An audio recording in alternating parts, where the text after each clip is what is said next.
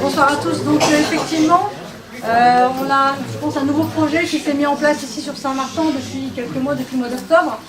C'est le CLAS, donc c'est l'accompagnement scolaire. Ça a été mis en place le lundi, mardi, jeudi et vendredi. Donc on accueille les enfants à partir de 16h30, donc c'est jusqu'à 18h30. Le lundi et le jeudi, on accueille les enfants qui sont en CEP, CE1, CP, CE1, donc on a décomposé. On prend les CEP, CE1 le lundi et le jeudi. Et le mardi et le vendredi, on prend donc les CE2, CM1, CM2. Alors comment ça se déroule l'accompagnement scolaire?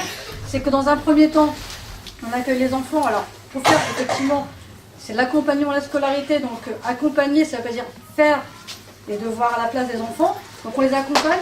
Mais le but aussi, c'est de aussi faire d'autres activités de découverte autour des mots, autour de la langue, etc.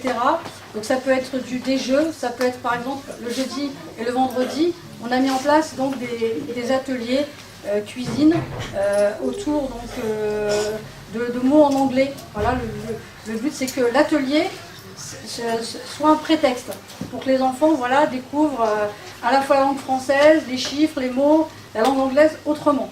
Voilà, je ne sais pas si tu voulais rajouter quelque chose. Par rapport à l'anglais, c'est aussi parce que c'est au niveau du quartier. En fait, dans les écoles du quartier, il y a une option anglais. Donc il y a une cohérence de ce fait-là.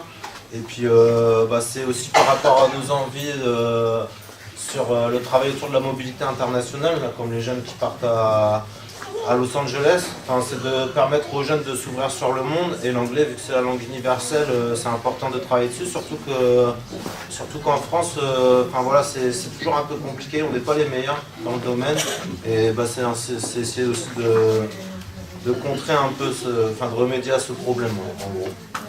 Et pour conclure, les enfants, il y a d'autres collègues qui ne sont pas là, Laetitia, Mathéo et Meline qui sont avec nous sur le classe. Emeline, elle est là. Emeline, elle est là, oui.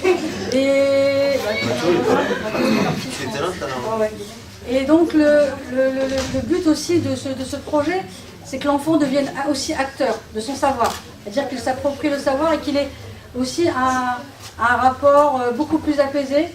Et c'est aussi de créer du lien social. On a quelques enfants qui sont là.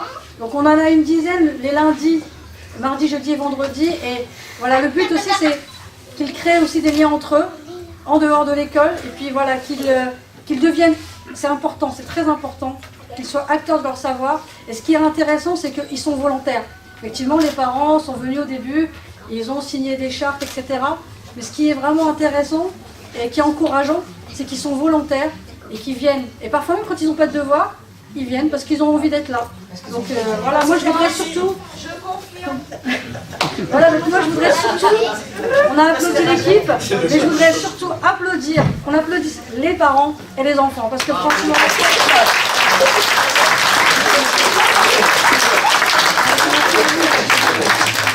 Alors une petite satisfaction peut-être aussi ce soir. On va y aller. Vous savez qu'on fait partie, pas vraiment de coopérative, puisque on est en quartier de veille.